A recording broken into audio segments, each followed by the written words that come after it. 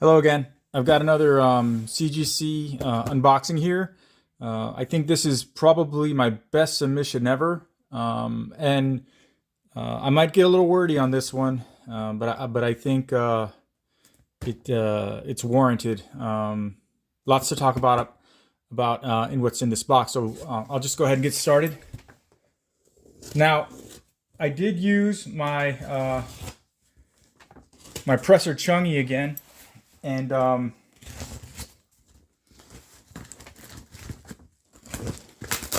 everything was submitted separately. Well, it was two submissions that we did. So I'll just get to it.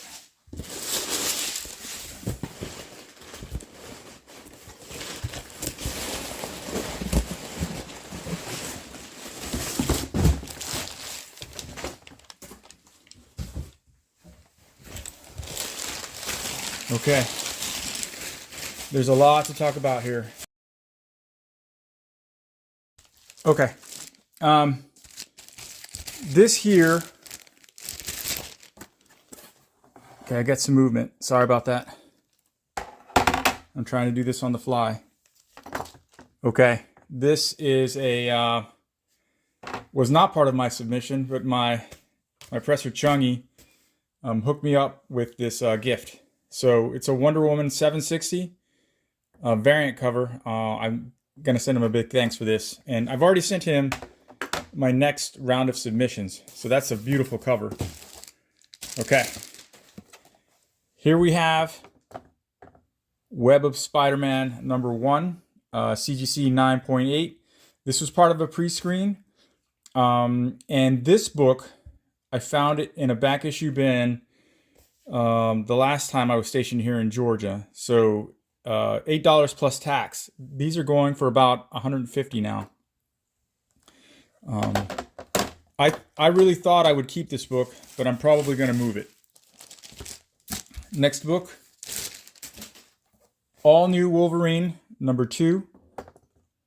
First appearance of Gabby, aka Honey Badger. I think she goes by a different name now. I got this comic from a local show. I bundled it with Moon Knight #27, which is the Dell'Otto cover.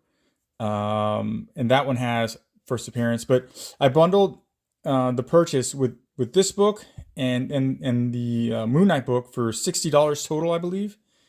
So, and when I further inspected it, this book, I should say, right away, I was like, hey, that has a shot at a 9.8. And so this was part of the pre-screen. Glad to have that. Okay. I'm going to take the wrapper off of this one. All right. This is a copy of Wonder Woman 36 from the New 52 run. The cover A, David Finch. So I can't remember where I got this book from. It might have been online, but I bought 2 copies at the time when I first saw the previews of it. And collectors out there were calling this the Wonder Barbie because of the way she looks in the way she's depicted. So a couple of things about this book other than that. There is a black and white 1 in 50 variant that I do own. And there is another Finch variant that goes with this. It's not really sought after too much, but there also is a newsstand version of this book, and I spotted the newsstand version at a Toys R Us in Kansas City. There were 2 copies. I remember this vividly. It was 2014. So the cover date on this is January 2015, but as we know, that's the shelf life, or supposed to be the shelf life. Like, so this more than likely came out in November of, like, on the stands, November 2014. So December 2014, we were Christmas shopping at Toys R Us at the time, and there were 2 copies of this book in newsstand. Now, they were beat up, but what I didn't know then was how much in demand newsstands from 2011 and beyond, how sought after they would be. So I really regret not picking them up because I was too picky about these covers. But this is a PC book, and will probably never leave my collection. So glad to have it. Okay. Here we have a copy of Invaders number 12, 9.6, the first appearance of Spitfire. For some reason, CGC doesn't annotate it. But this is Jacqueline Fallsworth, and she is related to the first Union Jack who first appears in Invaders number 7. So this is her first appearance. Now, in issue 11 is where she gets blood from the original Human Torch. And so there was something in the store, I can't recall yet. I'll have to go back. I do have the issue. But she needed a blood transfusion, and that's how she gained her powers, because he's an android. And so whatever was going on with his blood made her a superhero. So she has super speed. My presser, Chungy, really wanted me to get a 9.8 in this. And when I first bought this, I thought it had a shot at a 9.4. And his first message to me was like, hey, this thing came out like near perfect. And I said, sure, like that's cool. But it's for my personal collection. So I was really indifferent. I did want a 9.4 minimum, but he had his hopes up for a 9.8. Anyway, this is a PC book. I'm going to keep that for possibly forever, or for as long as I can. All right. Okay, this might look familiar. This was part of one of my Razwin's unboxings. This was a 9.6 at one point. And when I won it in the Raz group, which Chungy, that's how I met him as a presser, he shot me a note and via Discord and was like, "Hey, I pressed another book for that guy you won this book from, and that was a 9.6, and it came back at a 9.8." So after further review, I decided to send it to him and basically get his expert opinion, and he thought yes, for sure it has a shot at a 9.8. So oddly enough, this book was not sent in as part of a pre-screen. We kind of rolled the dice a little bit. It was submitted, like I said earlier in the video, it was submitted with another group of books that I'm assuming were all 9.8 contenders, but Chungy was very excited to have this come in back at a 9.8. And now the thing is, as I mentioned in my Raz unboxing video, I'm a little bit torn about this book because in the comics and in the movies, Gwen Stacy, this version of Gwen Stacy is a teenager, but here on the cover of this book, she's depicted as a young woman almost. Definitely not a teenager. The cover itself is striking. It's a beautiful cover, but I feel kind of like weird, because she's supposed to be a teenager. If that makes any sense to anyone out there. But I'm going to keep this in the PC for a while. We'll see if anything happens. But this is probably the cover, or one of the covers that put Ji Hyung Lee. Hopefully I didn't butcher that too bad. But I think this is one of the covers that put him on the map. He does way too many covers now. But go Spider. Okay. Oh, I might save that one for the end. And what do we have here? Okay, no. I'll just go ahead and roll. All right.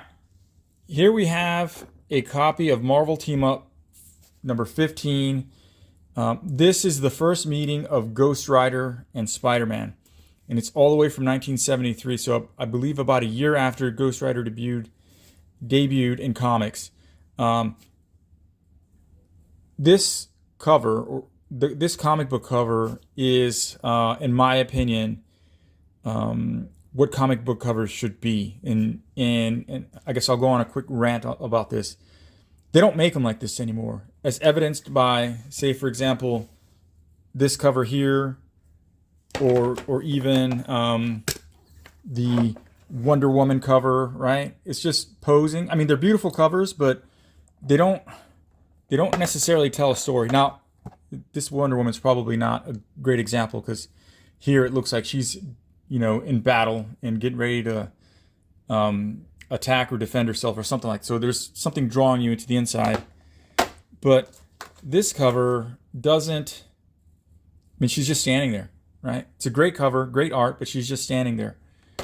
Doesn't make me want to know what's inside the story. This, on the other hand, does. And, you know, Bronze Age covers, in my opinion, are probably some of the best covers in comic books. And I say that because our artists at that time were, as far as aesthetics, were superior to most of the stuff from the golden and silver age of comics. And the Marvel had it going on, I believe, with the banner up top, the call out box, and just like the word bubbles, right? Like Ghost Rider's telling me, reach out and grab my hand, you know, or you're done for. And you know, Spider-Man's telling him, no, get away, it's too late for me. So this is just everything about Bronze Age covers. I love them. And this book I bought for under $50 shipped. And when I got it, because the pictures, I remember this, the pictures from eBay, it looked really clean. But when it came in, I thought, man, like it doesn't match. But you know, I went back and forth scrutinizing the photos, and it was the book as advertised.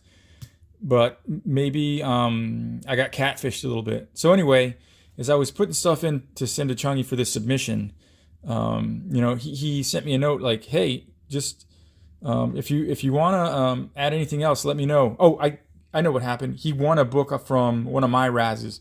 So he said, hey, feel free to throw in anything else. And what I said to him was, you know, I don't have a lot of moderns and in 9.8 condition, 9.8 condition moderns that are keys, right? So, but I happened to pull this one out, and when he pressed it, he's like, man, that thing came out amazing. So my hopes were for a 9.0, because I thought it might come in an 8085. But when he said it came out like really nice, and I can tell here, it's just beautiful, and the corners, everything. I was really, really shocked when he sent me a note and say, hey, it's a 9.4. And the beauty of CGC now is they take the pictures and upload them. So whenever you put in a one of these certification numbers, the picture of the comic book will actually come up. So this is a PC book. I love this book. It'll never leave my collection. So enough on that book. And then, so finally, I've got one more book. And this book should also look very familiar. All right, NYX or NYX. I don't know what NYX stands for. Oh, New York X-Men maybe? I've never thought about that. This is the book that I found in the back issue bins at my local Second and Charles for $2. I never thought I'd own this book. But when I found it, the members of my Discord group, they were excited for me. And I thought this book would come in at a 9.4 with an outside shot at maybe a 9.6. I knew it wasn't a 9.8, but even though this is a modern key and it's not a 9.8, this book is almost 20 years old. But to find it in a back issue bin for $2, to get it press and graded, and this book now goes for averages about $500. Back in September, it was going for $625, and I think there was one sale for almost $700. But I want to say during the pandemic, this book was about an $850 book at its height. But so this book will be for the PC for now, unless something happens with my collecting goals, and I might try to use this to bargain for some kind of a trade. But there was also news, as a side note, there was also news about this book, well, not this book, this character, the young actress who played her part of X-23, Laura Kinney in the Wolverine movie, the black and white, well, it wasn't black and white, but re-released in black and white. But the final Wolverine movie, the young actress who played her is coming back for Deadpool 3. So all bets are off. I'm hoping it'll be great. I think she did fantastic. But in a nutshell, this is my CGC unboxing. much better results for some of these books. Some came right on target. But yeah, I'm just loving these books. And that's all I got. Later.